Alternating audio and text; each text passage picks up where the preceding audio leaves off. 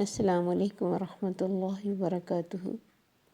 آج کا لیسن سورۃ المائدہ 35 سے 37 تک ہے۔ اعوذ باللہ من الشیطان الرجیم، بسم اللہ الرحمن الرحیم۔ رب اشرح لی صدری ویسر لی امری واحلل عقدۃ من لسانی یفقہوا قولی رب زدنی علما اللہم فقہنا فی الدین۔ یا ایہا الذین آمنوا، اے لوگو جو ایمان لائے ہو، اتقوا اللہ، اللہ سے ڈرو، وابتغوا اور تلاش کرو، الیہ الوسیلۃ اس کی طرف وسیلہ، وجاہدوا فی سبیلہ اور جہاد کرو اس کی راہ میں، لعلکم تفلحون تاکہ تم کامیاب ہو جاؤ۔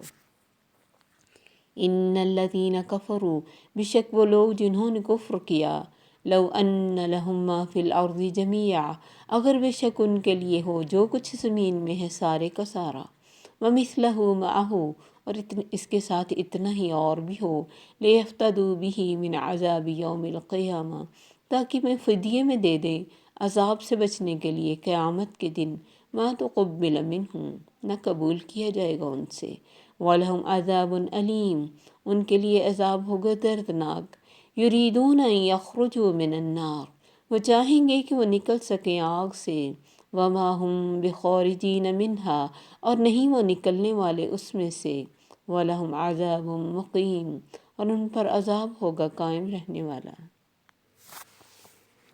ان آیات میں، اس آیت میں اللہ تعالیٰ نے تقوی کا حکم دیا، جو قرآن کی مین تھیم ہے، توحید اور تقوی، اطاعت سے ملا ہوا۔ مطلب یہ کہ اللہ کے منع کردہ کاموں سے رک جاؤ، اس کی طرف قربت یعنی نزدیکی تلاش کرو۔ وسیلے کے یہ معنی کہ اچھے کام کرو، آگے ساتھ ہی اس کی ڈیٹیل بھی ہے کہ وجاہدوا فی سبیلہ۔ تو تقوی ایک وسیلہ ہے اللہ کے نزدیک ہونے کا، اللہ کا ڈر۔ یہی صحابہ کرام سے مروی ہے اور یہی مفسرین کا اس میں اتفاق ہے اس بات پر۔ وسیلہ کا مطلب واسطہ ہوتا ہے، جد و جہد، کوشش اور وہ راستہ جس سے اللہ کے نزدیک ہوا جائے۔ احادیث اور قرآن کے ذریعے وسیلہ 3 چیزیں ہیں اور چوتھی یہ الجنت کا یہ مقام ہے۔ وہ 3 چیزیں کیا ہیں؟ کہ انسان اپنے کسی اچھے اعمال کو وسیلہ بنا سکتا ہے، کوئی اس نے بہت اچھا عمل کیا اور کوئی دعا کرنا چاہتا ہے تو اس اپنے عمل کے ذریعے دعا کر سکتا ہے، یا پھر اللہ کے ناموں کے ذریعے دعا کی جا سکتی ہے، یا رحمان، یا اللہ یا رحمان، یا اللہ یا رحیم، اس طرح، یا ذوالجلال والاکرام۔ اور تیسرا کسی نیک انسان سے دعا کرائی جا سکتی ہے۔ اور مزید نبی صلی اللہ علیہ وسلم کی ایک حدیث ہے کہ وسیلہ جنت میں ایک مقام ہے بہت بلند درجہ، وہ صرف ایک شخص کو ملے گا پوری دنیا میں سے، اور مجھے امید ہے کہ وہ ایک شخص میں ہوں گا۔ تو جب مؤذن اذان دے اس کی اذان کا جواب دو، جیسے وہ کہتا ہے اسی طرح کہو، اور جب حی علی الصلاۃ اور حی علی الفلاح آئے تو لا حول ولا قوۃ الا باللہ کہو، اور بعد میں درود کے بعد میرے لیے دعا کرو، جو میرے لیے وسیلہ مانگے گا اللہ سے میں اس کی قیامت کے دن سفارش کروں گا۔ وہ دعا کیا ہے؟ اذان کے بعد جیسے کچھ لوگوں کو آتی ہوگی اور کچھ کو نہیں، دعا ہے اللہم رب هذه الدعوة التامة والصلاة القائمة آت محمدا الوسیلة والفضیلة وابعثه مقاما محمودا الذی وعدته۔ یہ دعا ہے، اس میں وسیلہ کا ذکر ہے۔ باقی یہ جو اپنے نیک اعمال کو وسیلہ بنانا ہے، یہ بھی احادیث سے ثابت ہے۔ وہ واقعہ شاید میں آپ کو سنا بھی چکی ہوں کہیں، کہ 3 لوگ کہیں جنگل میں جا رہے تھے، انہوں نے غار میں کچھ ریسٹ کیا تو غار کے منہ کے آگے ایک بہت بڑا پتھر آ گیا جو کسی طرح بھی ہٹائے نہیں ہٹتا تھا۔ تو ان تینوں نے آپس میں سوچا کہ اپنے کسی نیک عمل کو یاد کر کے اللہ سے دعا کریں، اللہ کے آگے پیش کریں اس کو۔ اس طرح ان تینوں نے دعا کی ایک نے کہا کہ اللہ تو جانتا ہے کہ میں جب کام سے آتا تھا اور اپنی جانوروں کا دودھ دھو کے لے کے آتا تھا، میں پہلے اپنے ماں باپ کو پلاتا تھا، بچوں کو نہیں۔ ایک دن میں گھر آیا تو میرے ماں باپ سو گئے تھے۔ میں دودھ کا برتن لے کے ان کے سرہانے کھڑا رہا، میرے بچے روتے ہوئے سو گئے۔ جب وہ صبح اٹھے فجر کے ٹائم تو میں نے انہیں دودھ پلایا، اپنے بچوں کو نہیں پلایا کہ اپنے ماں باپ سے پہلے میں انہیں نہیں پلاؤں گا۔ یا اللہ اگر یہ کام میں نے تیرے رضا کے لیے کیا، اس پتھر کو ہٹا دے۔ اس کی اس دعا سے یہ پتھر تھوڑا سا ہٹ گیا۔ دوسرے نے یہ دعا کی کہ اللہ میں نے ایک شخص کو مزدوری کے لیے رکھا، 2-3 لوگوں کو، اور جب ان کو فارغ ہونے کے بعد مزدوری دی تو ان میں سے ایک شخص کو تھوڑی لگی، وہ چھوڑ کے چلا گیا، اس نے لی نہیں۔ اس مزدوری سے میں نے بکری خریدی اور اس سے مطلب کام کرتا رہا۔ بکریوں کا ایک ریوڑ تیار ہو گیا۔ کافی عرصہ کے بعد وہ آیا اور مجھے کہنے لگا میری مزدوری دو۔ میں نے کہا یہ سارا ڈھیر تمہارا ہے۔ اس نے کہا تم مذاق کرتے؟ میں کہا مذاق نہیں کرتا۔ وہ سارے لے گیا، ایک بھی چھوڑ کے نہیں گیا۔ اے اللہ اگر یہ کام میں نے تیری رضا کے لیے کیا، اس پتھر کو ہٹا دے۔ وہ پتھر تھوڑا اور پیچھے ہٹ گیا۔ پھر ایک تیسرے شخص نے دعا کی کہ اللہ میرے ایک چچا کی بیٹی تھی جو مجھے بہت پسند تھی، اس کو اس کے مالی حالات نے تنگ کیا، وہ مجھ سے کچھ پیسے ادھار لینے آئی یا ویسے مدد کے لیے آئی۔ میں نے اسے اس کی تنہائی طلب کرنے کے ساتھ مدد دینے کی وعدہ کیا، لیکن وہ نہیں مانی، چلی گئی۔ کچھ دن کے بعد وہ پھر آئی۔ وہ بہت مجبور تھی، وہ میری بات مان گئی کیونکہ اسے پیسوں کی سخت ضرورت تھی۔ میں جب اس پہ غلبہ پا لیا، اس نے مجھے کہا اللہ سے ڈر۔ میں اس سے پیچھے ہٹ گیا اور اللہ تو جانتا ہے کہ وہ مجھے بہت پسند تھی، میں تیرے ڈر سے پیچھے ہٹا، حالانکہ میں اس پہ غالب آ سکتا تھا اور پیسے بھی اسے دے دیے۔ یا اللہ اگر یہ کام میں نے تیری رضا کے لیے کیا، اس پتھر کو ہٹا دے۔ وہ پتھر مزید پیچھے ہٹا اور وہ تینوں باہر نکل آئے۔ تو اس حدیث سے پتہ چلتا ہے کہ اپنے کسی نیک عمل کو وسیلہ بنا کر کسی مشکل سے نکلنے کے لیے دعا کی جا سکتی۔ تو ہمیں وہی چیزیں کرنی اور وہی یقین رکھنا اور وہی توکل کرنا جس کا اللہ نے حکم دیا۔ ہم خود سے کسی انسان کو، کسی چیز کو، کسی جگہ کو، کسی کام کو وسیلہ نہیں بنا سکتے، کیونکہ اللہ نے حجرات سورت کی پہلی آیت میں فرمایا یا ایھا الذین آمنوا لا تقدموا بین یدی اللہ ورسولہ، ایمان والو اللہ اور اس کے رسول سے آگے نہ بڑھو۔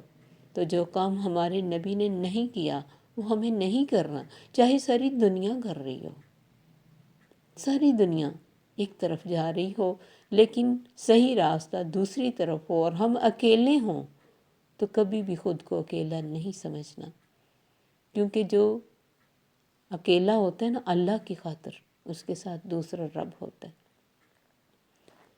تو یہ بس چیزیں ہیں جو وسیلہ کے لیے ہیں، احادیث میں ثابت ہیں جو میں نے آپ کو بتائی۔ اس کے علاوہ کوئی چیز وسیلہ نہیں بن سکتی۔ کسی نیک انسان سے دعا بھی اس کی زندگی میں کرائی جا سکتی ہے، اس کے مرنے کے بعد اس کا وسیلہ نہیں ڈالا جا سکتا۔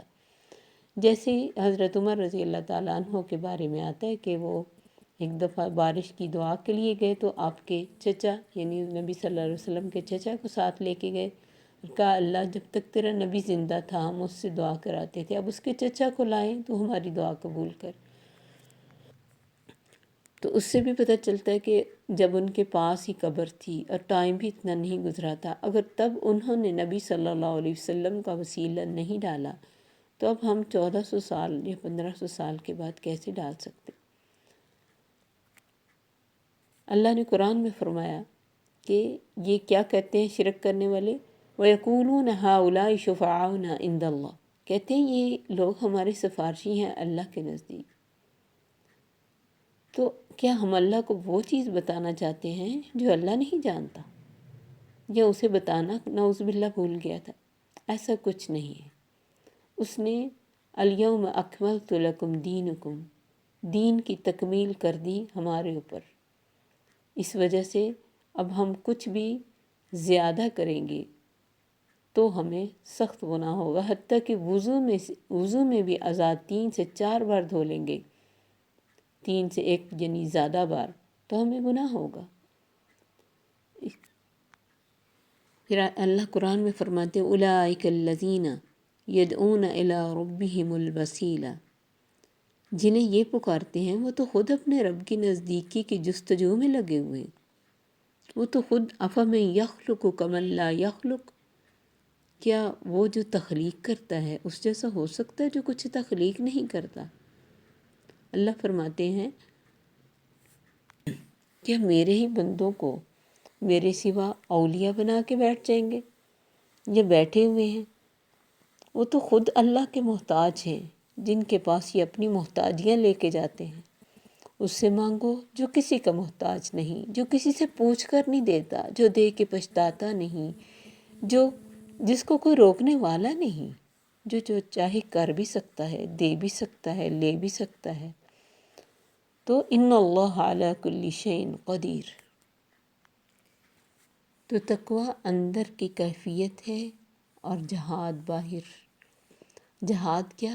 جد و جہد، جتنی طاقت ہو اللہ کے راستے پر چلنے کی، کیونکہ اس دور میں ایک نیکی کرنے کے لیے بھی سخت جد و جہد چاہیے۔ نماز پر قائم رہنے کے لیے جد و جہد چاہیے، فتنوں سے بچنے کے لیے جہاد کرنا پڑتا ہے۔ دن رات آپ کے آس پاس فتنے ہیں، جھوٹ ہے، مزہ ہے، اٹریکشن ہے، ان سب سے منہ موڑ کے جو صحیح راستے پر چلے گا وہ جہاد ہی تو کرے گا۔ جہاد بالنفس، جہاد بالقلم، جہاد بالمال، ہر ایک کے ساتھ ایمان، خلوص، کوشش، محنت، نیت، سب کچھ اس کے لیے ہو، اس کی رضا کے کام کرنے ہیں، جو کام اس نے خود بتائے ہیں، اس کے نبی نے بتائے کر کے۔ اس کا مطلب نیک لوگ نہیں ہیں کہ وہ ہمیں اللہ تک پہنچائیں، نہیں، ہمارے اعمال ہمیں اللہ تک پہنچا سکتے ہیں۔ جیسے حدیث میں آتا ہے کہ ایک انسان تقرب حاصل کرتا ہے میرا نوافل کے ذریعے، پھر ایک جگہ پھر میں اس کا ہاتھ بن جاتا ہوں، اس کا کان بن جاتا ہوں، اس کی آنکھیں بن جاتا ہوں۔ پھر ایک اور حدیث میں ہے کہ جو شخص میری طرف ایک انسان میری طرف ایک بالشت پہنچتا ہے، میں ایک ہاتھ اس کی طرف پہنچتا ہوں، اور اگر وہ اپنی کوششوں سے ایک ہاتھ میری طرف آتا ہے، میں 2 ہاتھ اس کی طرف آتا ہوں، جو چل کے آتا ہے میں دوڑ کر آتا ہوں۔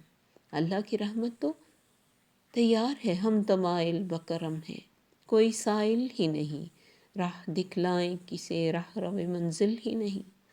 کوشش ہماری نہیں، اور ہم کہتے ہیں کیا کریں، کیسے ہم جائیں، ہم تو گنہگار۔ وہ گنہگاروں کی تو سنتا ہے، اس نے کب کہا کہ میں صرف نیکوں کی سنتا ہوں؟ التائب من الذنب کمن لا ذنب لہ، جس نے گناہوں سے توبہ کر لی وہ تو ایسے ہو گئے جیسے اس نے کبھی گناہ کیا ہی نہیں۔ گنہگاروں کو تو معاف کرنے والا ہے وہ۔ کسی کی نیکی، کسی کی بڑائی، کسی کے اچھے ہونے سے ہمیں فائدہ نہیں ہو سکتا، نہ ہی کسی کے گناہ کا ہمیں نقصان ہے اگر اس گناہ کو ہم نے نہیں کرنے کا ساتھ کہا یا پھر اس کی ہیلپ کی۔ تو جہد مسلسل کے ذریعے نیک کاموں کی کوشش کرتے رہنا ہے، ایسے اعمال جن سے اللہ راضی ہو، حرام چیزوں کو چھوڑنا ہے۔ تو یہ آپ نے فرمایا جس نے میرے لیے اللہ سے وسیلہ کی دعا کی اس کے لیے میری شفاعت واجب ہو گئی۔ اسلام یہ چاہتا ہے کہ ہر ایک محنت کرے، دوسروں کی اچھائی پر تکیہ نہ کرو، یہ نہ ہو اپنے مسائل لے کے تو اس کے ہاتھ میں رکھ دو جو خود بیچارہ اپنے مسائل کے لیے دوسروں کا محتاج ہے، اللہ کا محتاج ہے۔ تو کوشش کرو اللہ کے راستے میں، چھوٹی چھوٹی نیکیاں، چھوٹے چھوٹے کام جنہیں ہم کوئی اہمیت نہیں دیتے۔ آپ نے فرمایا تھا نا حضرت عائشہ سے، عائشہ کسی نیکی کے حقیق نہ سمجھنا، چاہے کسی کو مسکرا کے ملنا ہی ہو۔ ہم تو مسکراتے بھی بڑے مشکل سے ہیں، کسی کو سلام لینا ہو، کسی کی چھینک کا جواب دینا ہو، کسی بیمار کی عیادت کرنا ہو، جنازے کے ساتھ جانا، نفلی روزہ رکھنا، نفل پڑھنا، یہ سب کوششیں تو ہیں۔ وجاہدوا فی سبیلہ لعلکم تفلحون، اس کی راہ میں جدوجہد کرو تاکہ تم کامیاب ہو جاؤ۔ اور یاد رکھو ان الذین کفروا لو ان لہم ما فی الارض جمیعا، کافروں کے لیے زمین کی ہر چیز میسر آ جائے، ہر چیز۔ اللہ فرماتے زمین کی ہر چیز کسی کافر کو دے دی جائے، اتنی ہی چیزیں اور دے دی جائیں، کتنا کچھ ہے آپ سوچیں زمین میں، سب کچھ ایک انسان کو دے دیا جائے جو کافر ہے، اتنا ہی اور بھی دے دیا جائے، اور پھر اسے کہا جائے کہ عذاب سے بچنے کے لیے فدیے میں دو، وہ دے دے گا، لیکن ما تقبل منہم، ان سے قبول نہیں کیا جائے گا۔ اللہ پوچھیں گے، زمین جب اپنے ڈھیر سونے اور چاندی کے نکالے گی، اپنے معدنیات نکالے گی، اللہ پوچھیں گے ایک انسان سے، اگر تمہیں کہوں کہ میرے راستے میں یہ سارا کچھ دے، تو دے گا عذاب سے بچنے کے لیے؟ وہ کہے گا اللہ دے دوں گا۔ اللہ فرمائیں گے دنیا میں تو میں نے تم سے بہت تھوڑا مانگا تھا، کتنی تھوڑی سی زکوٰۃ ہے جو ہم دے نہیں پاتے، کتنا تھوڑا سا ٹائم ہے نماز کے لیے جو ہم دے نہیں پاتے، تو وہاں ڈھیروں دے کے بھی قبولیت نہ ہوگی۔ وَلَهُمْ عَذَابٌ أَلِيمٌ، دردناک عذاب الگ ہوگا۔ يُرِيدُونَ أَن يَخْرُجُوا مِنَ النَّارِ، چاہیں گے آگ سے نکل جائیں۔ اللہ فرماتے كُلَّمَا أَرَادُوا أَن يَخْرُجُوا مِنْ غَمٍّ أُعِيدُوا فِيهَا، جب کبھی اس غم سے نکلنا چاہیں گے اسی میں دھکیل دیے جائیں گے، اور منتیں کریں گے یا مالک، جہنم کے دروغے سے کہیں گے اے مالک دعا کر ہمارے لیے اپنے رب سے ایک دن کے لیے ہمارا عذاب ہلکا کر دے۔ وہ کوئی بات نہیں سنیں گے، وہ اللہ کے بہت فرما بردار ہیں۔ مشکلوں سے کوئی کنارے پر آ ہی جائے گا، اسے دوبارہ دھکیل دیا جائے گا۔ وَمَا هُمْ بِخَارِجِينَ مِنْهَا، اس میں سے نکل نہیں سکیں گے، ہمیشہ کا عذاب۔